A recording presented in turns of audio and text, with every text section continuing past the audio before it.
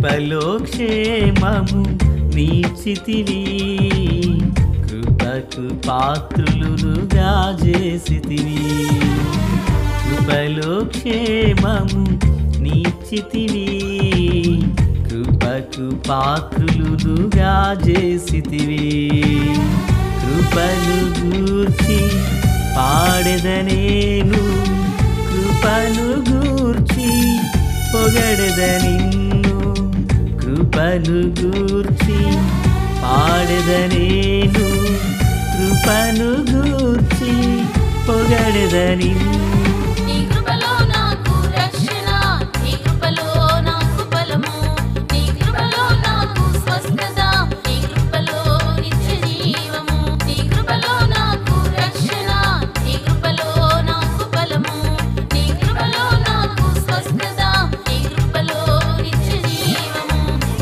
కృపలో క్షేమము నీచితివి, కృపకు పాత్రులుగా చేసితివి. ప్రభు అయినటువంటి యేసుక్రీస్తు వారి పరిశుద్ధమైన నామంలో తండ్రి అయిన దేవాది దేవునికి నిత్యము స్తుతియు స్తోత్రములు, మహిమయు ఘనతయు ప్రభావములు యుగయుగములు ప్రభునకే చెల్లునుగాక. ఆత్మీయులారా, బాగున్నారు కదూ? ఈ 39వ అధ్యాయాన 23 వచనాలు ఉన్నాయి. ఎన్నో దివ్యమైన సంగతులను మనం నేర్చుకునబోతున్నాం. మీరు వినుచున్న వాక్యం మీ యొద్దనే ఆగిపోకుండగా మరికొందరకు దీనిని ప్రకటించండి. ప్రభు పనిలో పాలిభాగస్తులు కండి. అలాగనే రేపు ఆదివారం మనకు క్రిస్మస్ ఆరాధన ఏర్పాటు చేయడం జరుగుతుంది. ఆత్మీయులారా, ప్రార్థన చేయండి మరియు ప్రార్థించండి, పాల్గొనండి. ప్రభు కృప తోడై ఉండునుగాక.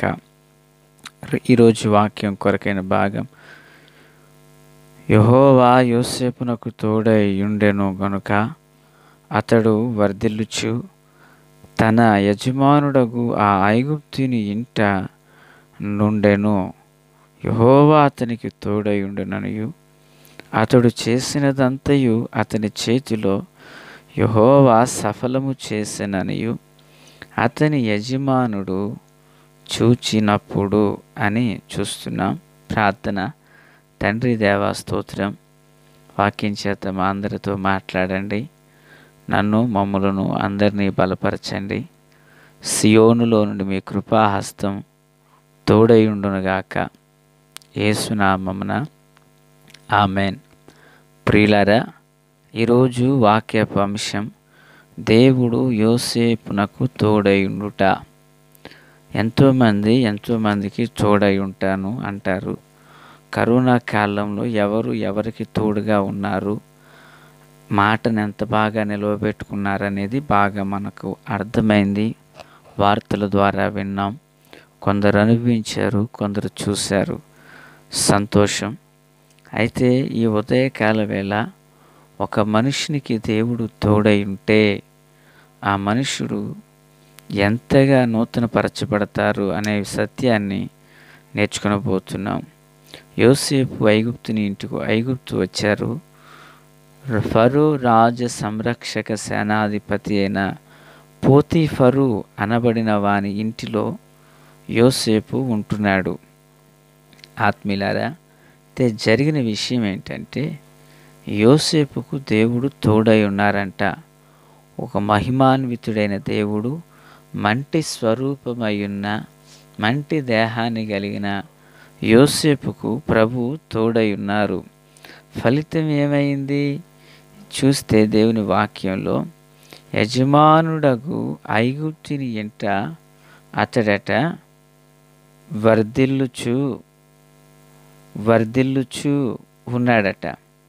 ఆత్మీయులారా, ఒక ఐగుప్తుని ఇంట ఒక దైవభక్తి కలిగిన వాడు వర్ధిల్లుతున్నారు. ఎడారిలో ఒక మొక్కను నాటితే అది బ్రతుకుతుందా, చచ్చిపోతుందా? ఒక్క మాట చెప్పాలంటే చచ్చిపోతుంది. కానీ ఐగుప్తులో ద్రాక్షావల్లిని ప్రభువు నాటారు. ప్రియులారా, అయితే అది చనిపోలేదు. అది విస్తరించి భూతలమును కప్పేటంతగా అయింది. ఆ ద్రాక్ష వాళ్ళు ఎవరో కాదు, యోసేపే. ప్రియులారా, యోసేపు పక్షాన దేవునికి సంకల్పం ఉన్నదని గత రాత్రి గడిచిన దినాన మనం విన్నాం కదూ. అయితే ఆ యోసేపుకు దేవుడు తోడై ఉన్నారంట. ఎంతగా అంటే ఆ మనుషుడు ఐగుప్తులో ఓ అన్యుని ఇంట ఉండి వర్ధిల్లుటకు గాను అతడు చేయునదంతయు సఫలమగునంతగా ప్రభు ఆ వ్యక్తికి తోడై ఉన్నారు. దేవునికి మహిమ కలుగునగాక. ఆధ్యాత్మిక దైనందిన జీవితంలో దేవుడు తోడు రావాలని అనేకులు కోరుచున్నారు, కానీ అనేకులు దేవుడు రావాలని కోరుచున్నారు కానీ, దేవా నీవు నాకు తోడుగా ఉండుటకు మీకు అనుకూలమైన పాత్రగా నన్ను మలచు అనబడిన వారు ఎంతమంది ఉన్నారు? దేవా నీవు నాకు తోడుగా రా, మా ఇంటికి కాపుదలనివ్వండి, దుష్టుడు రాకుండానట్లు అధికారం ఉంచండి అంటూ మనం ప్రార్థన చేస్తుంటాము. కానీ ఎంతమంది ప్రభువా నీకు ఇష్టమైన వ్యక్తిగా నేను జీవించుటకు, నీకు ఇష్టమైన మార్గాన్ని నడుచుకున్నటకు నాకు బోధించని అడిగిన వారు ఎంతమంది? ప్రియులారా, యోసేపుకు దేవుడు తోడై ఉన్నాడంట. అన్నలు ఆయనను గుంటలో పడద్రోయుటకు అమ్ముటకు ఇష్టపడ్డారు, కానీ దేవుడు అమ్మబడిన యోసేపును ప్రియులారా అమ్మేటంతగా దేవుడు మలచేశారు. ఆమెన్. అంటే దాని యొక్క భావం, దేవుడు అతనికి తోడై ఉండుట వలన అలాగున వర్ధిల్లడం జరిగింది. ఈ మాటలు వినుచున్న ఆత్మీయులారా, మన జీవితంలో కూడా ప్రభు తోడై ఉండాలి. ఎంతగా?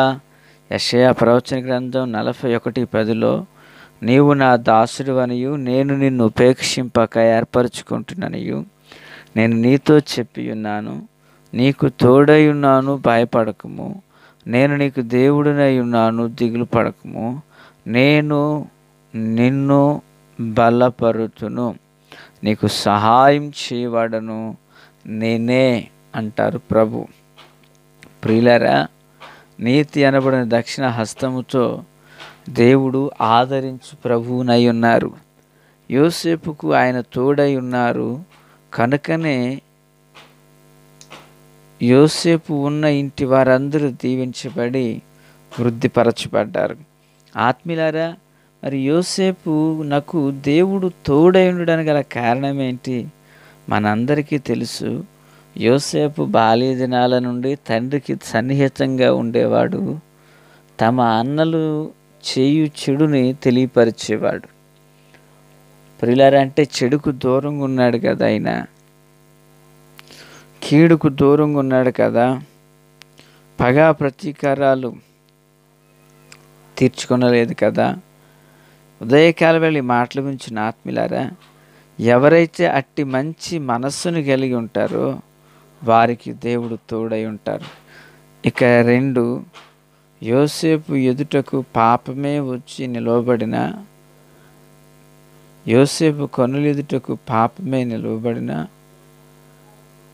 దానిని జయించగలిగిన పరిశుద్ధత కలిగిన వాడు భక్త యోసేపు. దేవునికి స్తోత్రం. కనుక ఆత్మీయులారా, దైవ జనాంగమా, దేవుడు మనకు తోడై ఉండాలంటే చెడును కలిగి ఉన్న లోకానికి మనం దూరంగా ఉండాలి. నేను తరచుగా చెబుతుంటాను కదా, దేవుని బిడ్డలుగా మనం లోకానికి ఎంత దూరం అవుతామో దేవునికి అంత దగ్గర అవుతాం.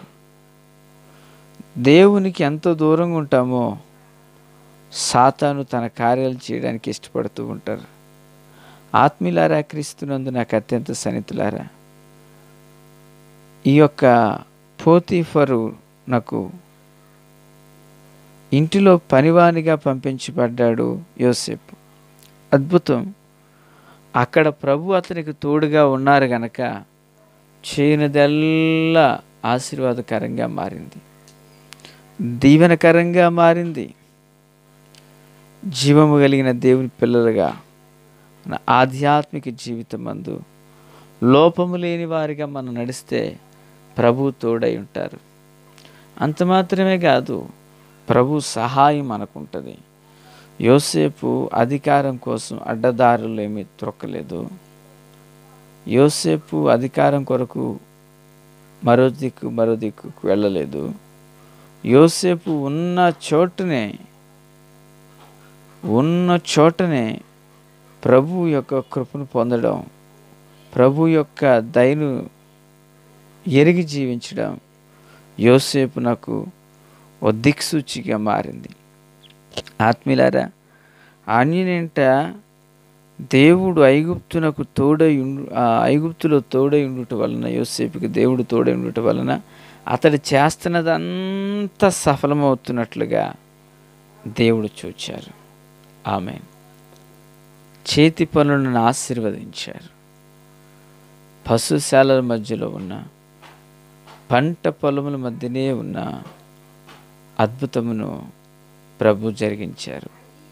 ఆత్మీయులారా, దేవుని పిల్లలుగా మన జీవితంలో యోసేపులో ఉన్న 2 భావములను మనము అర్థం చేసుకుని గ్రహించుకోగలిగితే ఆశ్చర్యకరమైన కృప మనందరికీ తోడు నడిపించును గాక. ఆమేన్.